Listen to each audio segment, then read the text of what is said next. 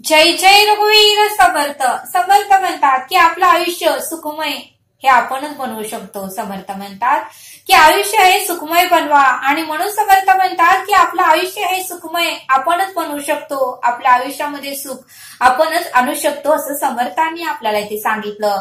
आणि म्हणून समर्थ म्हणतात की आपल्या आयुष्यात येणारे दुःखाचे कारण आपणच आहोत. म्हणून समर्थ म्हणतात की आपल्या आयुष्यात येणारे दुःखाचे कारण हे आपणच आहोत आणि आपल्या आयुष्यात येणारे दुःखाचं सुखाचे कारण हे आपणच आहोत असं समर्थांनी आपल्याला इथे सांगितलं. समर्थ म्हणतात की आपल्या आयुष्यात येणारे दुःखाचे कारण हे आपणच आहोत आणि आपल्या आयुष्यात येणारे सुखाचं कारण हे आपणच आहोत असं समर्थ आपल्याला इथे सांगतात.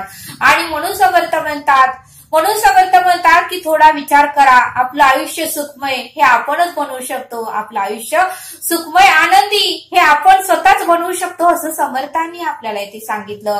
आणि म्हणून समर्थ म्हणतात की जेवढा आपण चिडचिड व रागराग करू तेवढं दुःख आपल्याला होणार आहे. म्हणून समर्थ म्हणतात की जेवढा आपण चिडचिड रागराग करू तेवढं दुःख आपल्यालाच होणार आहे आणि जेवढा आपण शांत बसू तेवढं सुख आपल्याला प्राप्त होणार आहे. जेवढा आपण चिडचिड रागराग करू तेवढं दुःख आपल्यालाच होणार आहे आणि जेवढा आपण शांत बसू तेवढं सुख आपल्याला प्राप्त होणार आहे असं समर्थांनी आपल्याला इथे सांगितलं. म्हणून समर्थ म्हणतात की आपल्या आयुष्यात येणारे सुखाचे मूळ आपणच आहोत. म्हणून समर्थ म्हणतात की आपल्या आयुष्यामध्ये येणारे सुखाचे मूळ आपण स्वतःच आहोत आणि आपल्या आयुष्यात येणारे दुःखाचे मूळही आपण स्वतःच आहोत असं समर्थांनी आपल्याला इथे सांगितलं. म्हणून समर्थ म्हणतात की आपल्या आयुष्यात येणारे सुखाचे मूळ पण आपणच आहोत आणि आपल्या आयुष्यात येणारे दुःखाचं मूळही आपणच आहोत असं समर्थ आपल्याला इथे सांगतात. आणि म्हणून समर्थ म्हणतात की सुखाचं मूळ म्हणजे तरी काय. म्हणून समर्थ म्हणतात की सुखाचं मूळ म्हणजे तरी काय.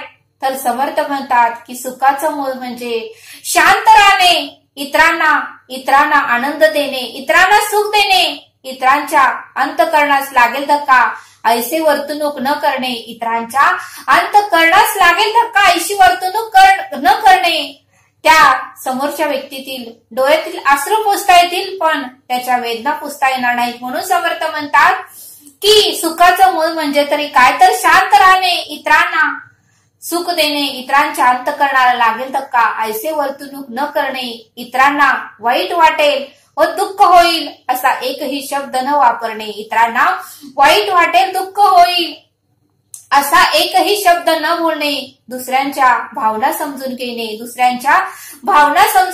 दुसऱ्यांचं दुःख समजून घेणे आणि ते जमेल तेवढं कमी करण्याचा आपण प्रयत्न केला पाहिजे. दुसऱ्याचं अंतःकरण समजून घेतलं पाहिजे. दुसऱ्यांच्या चेहऱ्यावर आनंद मिळेल असं आपण बोललं पाहिजे. दुसऱ्यांच्या चेहऱ्यावर आनंद मिळेल असं आपण बोललं पाहिजे, वागलं पाहिजे. आणि दुसऱ्याला आपल्याकडून शांती आणि समाधानच मिळलं पाहिजे. दुसऱ्याला आपल्याकडून सुख, शांती आणि समाधानच मिळलं पाहिजे. असे बोलणे आणि असे वागणं आपण पाहिजे. असं बोलणं हे आपलं पाहिजे आणि असं वागणं हे आपलं पाहिजे असं समर्थांनी आपल्याला इथे सांगितलं. आणि म्हणून समर्थ म्हणतात की सुखाचं मूळ हे आहे असं समर्थांनी आपल्याला इथे सांगितलं. मग समर्थ म्हणतात की दुःखाचं मूळ म्हणजे तरी काय. समर्थ म्हणतात की दुःखाचं मूळ म्हणजे तरी काय. दुःखाचं मूळ म्हणजे अति विषयांचा वापर करणे, विषयांचा अतिरेक वापर करणे, जास्तीत जास्त क्रोध करणे, मत्सर करणे, तिरस्कार करणे, इतरांचा द्वेष करणे, चिडचिड करणे, रागराग करणे, इतरांना तुच्छ लेखणे, इतरांचा मत्सर करणे, नेहमी इतरांना कमी लेखणे, अहंकार बाळगणे, इतरांना टोचून बोलणे, इतरांना टोमणे देणे, इतरांना वाईट वाटेल दुःख होईल असे बोलणे, असे वागणे आणि इतरांना अशांत करणे, इतरांचा तळतळाट घेणे हे म्हणजे दुःखाचं मूळ आहे. समर्थ म्हणतात की दुःखाचं मूळ म्हणजे तरी काय की अति विषयांचा वापर करणे, जास्तीत जास्त क्रोध करणे, जास्तीत जास्त चिडचिड करणे, मत्सर करणे, तिरस्कार करणे, इतरांचा द्वेष करणे, मत्सर करणे, इतरांना टोचून बोलणे, इतरांना टोमणे देणे, इतरांना वाईट वाटेल असं दुःख होईल असं बोलणे, इतरांच्या डोळ्यातून अश्रू काढणे, इतरांना अशांत करणे आणि इतर लोकांचा तळतळाट घेणे हे दुःखाचं मूळ आहे असं समर्थांनी आपल्याला इथे सांगितलं. आणि म्हणून समर्थ म्हणतात की थोडा विचार करा. सुखही आपल्यामुळेच आपल्याला प्राप्त होतं आणि दुःखही आपल्यामुळेच आपल्याला प्राप्त होतं. आपण फक्त इतरांना दोष देत राहतो की तुझ्यामुळे मला दुःख प्राप्त झालं, तुझ्यामुळे मला संकट आलं, तुझ्यामुळे माझ्यावर ही परिस्थिती आली. असं इतरांना दोष देऊ नका असं समर्थांनी आपल्याला इथे सांगितलं. आणि म्हणून समर्थ म्हणतात की आपलं आयुष्य सुखमय बनवा. आपल्या आयुष्यात येणारं सुखाचं कारण ही आपणच आहोत आणि आपल्या आयुष्यात येणारं दुःखाचं कारण ही आपणच आहोत. आणि म्हणून समर्थ म्हणतात की सुखाचं मूळ ही आपणच आहोत आणि दुःखाचं मूळ ही आपणच आहोत. आणि म्हणून समर्थ म्हणतात की सुखाचं मूळ हे उत्तमच पाहिजे, तरच आपल्याला सुख, शांती, समाधान प्राप्त होईल असं समर्थांनी आपल्याला इथे सांगितलं. आणि म्हणून समर्थ म्हणतात की नामस्मरणाने जीवन सुखमय बनवा. म्हणून समर्थ म्हणतात की नामस्मरणाने जीवन सुखमय बनवा.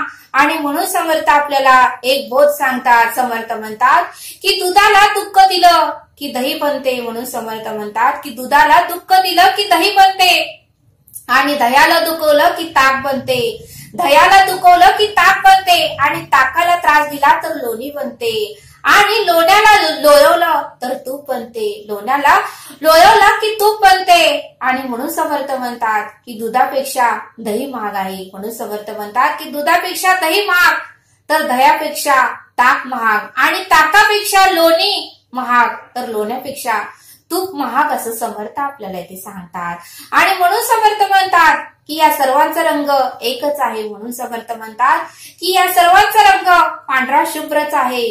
याचाच अर्थ म्हणून समर्थ म्हणतात की याचाच अर्थ पुन्हा आयुष्यामध्ये संकट आणि दुःख झेलूनही. म्हणून समर्थ म्हणतात की याचा अर्थ पुन्हा आयुष्यामध्ये संकट आणि दुःख झेलूनही जो माणूस आपला रंग कधीही बदलत नाही, पुन्हा आपल्या आयुष्यामध्ये दुःख आणि संकट झेलूनही जो माणूस आपला रंग बदलतच नाही, अशा माणसाची समाजातील किंमत जास्त असते, अशा माणसाची समाजामध्ये किंमत जास्त असते असं समर्थांनी आपल्याला इथे सांगितलं.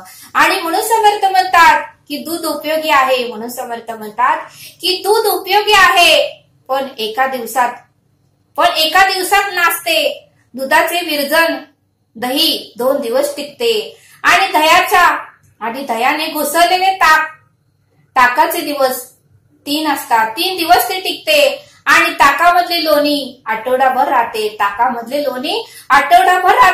पण लोण्याला जर कडवले तर ते तूप मात्र कधीच खराब होत नाही. पण समर्थ म्हणतात की त्याच लोण्याला जर कडवलं तर ते तूप मात्र कधीच खराब होत नाही. कधीही त्या तुपाच्या डब्याचं झाकण उघडा, सुगंधित वासच आपल्याला येईल असं समर्थांनी आपल्याला इथे सांगितलं.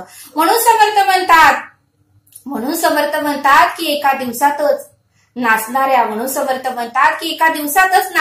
दुधात कधीही नसणारे तूप लभले आहे. म्हणून समर्थ म्हणतात की एका दिवसात नाचणाऱ्या दुधात कधीही न नाचणारे तूप लपले आहे. म्हणून समर्थ म्हणतात की आपलं मनही